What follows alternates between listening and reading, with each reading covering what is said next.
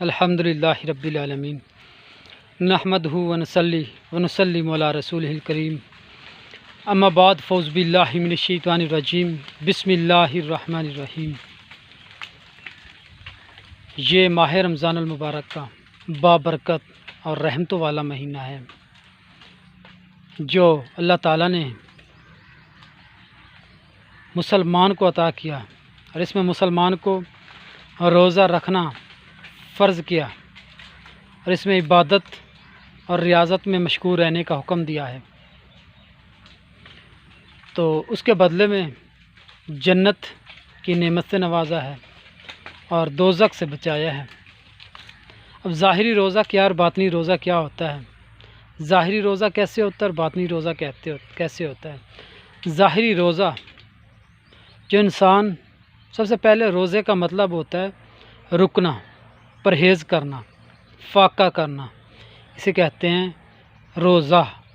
اب شرعی طور پہ، اسلامی طور پہ روزہ کیسے ہوتا ہے، روزہ رکھنا کیا ہوتا ہے؟ اب روزہ صبح سحر کے وقت روزہ رکھنا، کھانا پینا ہوتا ہے، تو شام کے وقت افطار کر لینا ہے، روزہ کھول لینا ہے۔ تو روزے سے پرہیز کس چیز میں ہے؟ پرہیز ہے گناہوں سے، غلطیوں سے، غلط کاموں سے پرہیز کرنا ہے، بچنا ہے۔ تو روزہ صرف پیٹ کو نہیں ہوتا، بلکہ روزہ زبان کو بھی ہوتا ہے، آنکھوں کو بھی ہوتا ہے، کانوں کو بھی ہوتا ہے، ہاتھوں کو بھی ہوتا ہے، پاؤں کو بھی ہوتا ہے۔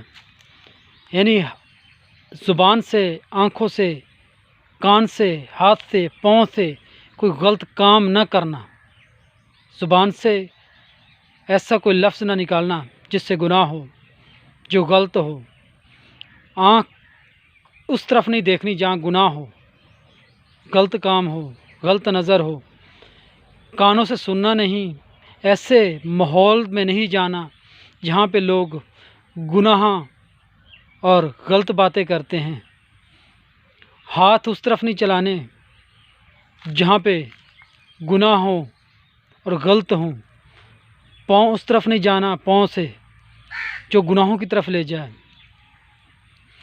یہ ہے روزہ، جس سے یعنی کہ ہر غلط، برے کام اور گناہ سے بچ کر اللہ تعالیٰ کی عبادت کرنا ہے، اللہ تعالیٰ کے لیے فاقہ کرنا ہے۔ 12 مہینوں میں سے ایک مہینہ جو صرف اللہ کے لیے ہوتا ہے، اللہ کی عبادت کے لیے ہوتا ہے، پھر اللہ اسے جنت کی نعمت سے نوازتا ہے۔ تو یہ روزہ جو مسلمان کو جنت کی طرف لے جاتا ہے، جہنم سے بچاتا ہے، ایک مخصوص مہینہ اللہ پاک نے دیا ہے جس کے ذریعے انسان کو جنت کا طلبگار ہونے کے لیے، اپنے گناہوں کی بخشش کے لیے، اپنے گناہوں کی تلافی کرنے کے لیے دیا ہے، تاکہ اس میں تمام گناہوں کی تلافی کر کے میرے پاس آئے اور اسے میں جنت میں بطور نعمت نوازوں۔ اور روزے دار کے لیے 2 خوشیاں دی ہیں۔ آقا علیہ السلام کی حدیث ہے کہ روزے دار کے لیے 2 خوشیاں ہیں، ایک ہے روزہ افطار کرتے وقت، اور دوسری ہے کل قیامت والے دن دیدار الہی کے لیے ہے۔ یہ ہو گیا ظاہری روزہ۔ اب باطنی روزہ کیسے کہتے ہیں؟ ظاہر جو سامنے نظر آ رہا ہو، اور باطن جو پوشیدہ ہو، چھپا ہوا ہو، روحانیت میں ہو۔ اب باطنی روزہ کسے کہتے ہیں؟ باطنی روزے کا مطلب ہے اللہ کے سوا دل میں دنیا کی کسی بھی شے کی طلب نہ رکھنا، خواہش نہ رکھنا، اسے کہتے ہیں باطنی روزہ۔ جو سب سے بڑی خواہش ہوتی ہے، جو مسلمانوں کی کمزوری ہے، وہ جنت کی طلب ہے، دوزخ سے بچنا ہے، یہ سب سے بڑی خواہش ہے۔ اس سے بھی پرہیز کرنا، دل میں اللہ کے سوا کسی چیز کی نہ طلب ہو، نہ خواہش ہو، بشمول جنت اور دوزخ کے، جنت کی طلب، دوزخ سے بچنا، یہ طلب نہ ہو۔ کیونکہ آقا علیہ الصلوۃ والسلام کا فرمان ہے کہ سب سے بڑا جو انسان اور اللہ کے درمیان حجاب ہے وہ خواہش ہے، وہ جنت ہے، جنت کی طلب ہے، جہنم کے ڈر سے ہے۔ اب روزہ ظاہری روزہ رکھا جاتا ہے، صبح کے وقت، سحر کے وقت افطار کیا جاتا ہے، شام کے وقت، غروب آفتاب کے وقت، لیکن باطن میں روزہ افطار پہلے ہوتا ہے، رکھا بعد میں جاتا ہے۔ روزہ رکھنا کیسا ہوتا ہے؟ جس کی ابتدا طلب خدا ہو، خدا کی چاہت کے سوا، خدا کی خواہش کے سوا کوئی چیز بھی نہ ہو دل میں، اور دل سے اللہ کا قرب حاصل کرنے کی جستجو ہو، اللہ کا ذکر ہو، اللہ کا فکر ہو، اس سے اللہ کا نور پیدا ہوتا ہے۔ پھر روزے کی انتہا دیدار الہی ہے، وہ دیدار کل قیامت کے روز نہیں، اسی جہاں میں ہے۔ یہ ہے روزے کی حقیقت، روزے کا باطنی مطلب۔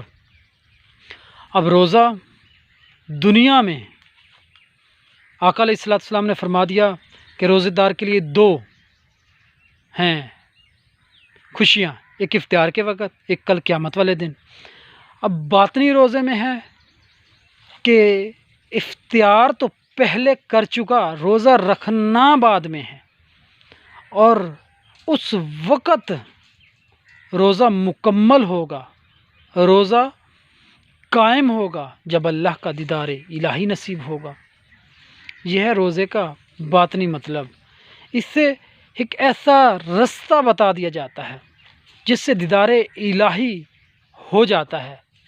وہ رستہ ہے تصوف کا، اولیاء کرام کا، صوفیاء کرام کا، جس کی ابتدا ذکر الہی ہے اور انتہا دیدار الہی ہے۔ یہی فقر ہے جس کے بارے میں سلطان العارفین نے فرمایا کہ فقر، جس کے بارے میں آقا علیہ الصلوۃ والسلام نے فرمایا کہ الفقر فقری والفقر منی، یہ فقر مجھ سے ہے اور فقر میرا فخر ہے۔ اسی کے بارے میں سلطان العارفین نے فرمایا کہ فقر کی جو ابتدا ہے وہ ذکر و فکر خدا ہے اور انتہا ہے دیدار الہی، یعنی کہ اپنے من کو پہچاننا، اپنے من پہ لگن رکھنا، اس مالک کی جستجو رکھنا، اس ذات کی جستجو رکھنا، اس رستے پہ چلنا، اس رستے کا دائی بننا، اس رستے کو، مسافت کو طے کرنا جو دکھ، درد، تکلیف اور صدمے بھری ہوگی۔ وہ تلوار کی طرح کا رستہ ہے، خاردار جھاڑیوں کا رستہ ہے، جہاں سے چل کر جانا ہے، جہاں پہ وقتاً فوقتاً گمراہ ہونے کا خدشہ ہوتا ہے، جو سوائے کامل کے بندہ چلا نہیں جا سکتا۔ تو روزہ قائم کرنا، اسے کہتے ہیں باطنی روزہ رکھنا، یعنی کہ روزہ تمام خواہشات کو دل سے نکال کر ایک اللہ کی خواہش رکھنا، ایک اللہ کی طلب رکھنا، ایک اللہ کی جستجو رکھنا، پھر اللہ کے رستے پہ چلنا، پھر اللہ کو پانا، اللہ کی دیدار ہونا۔ یہ ہے روزے کا باطنی مطلب، روزے کی روحانیت، روزے کی حقیقت۔ جو افسوس کہ مسلمان صرف جو بھی عبادت کرتے ہیں صرف اور صرف جنت کے حصول کے لیے کرتے ہیں، دوزخ کے ڈر سے کرتے ہیں، لیکن عبادت صرف اور صرف اللہ کے لیے ہونی چاہیے، اللہ کی طلب کے لیے ہونی چاہیے، اللہ کی رضا کے لیے ہونی چاہیے۔ جیسے رابعہ بصری کہا کرتی تھی، ایک ہاتھ میں پانی اور دوسرے میں آگ لیے پھرتی تھی، اور لوگ پوچھتے تو کہتی کہ میں دوزخ کو پانی سے ٹھنڈا کر رہی ہوں اور جنت کو آگ سے جلا رہی ہوں۔ یہ ان لوگوں کے لیے ہے جو صرف جنت کی طلب کے لیے عبادت کرتے ہیں، دوزخ سے بچنے کے لیے کرتے ہیں۔ حالانکہ عبادت تو کرنی چاہیے اللہ کا قرب حاصل کرنے کے لیے، اللہ کا محبوب بننے کے لیے، اللہ کا مقرب بننے کے لیے عبادت کرنی چاہیے، نہ کہ جنت کے حصول کے لیے، دوزخ کی بچنے کے لیے انسان کو عبادت کرنی چاہیے۔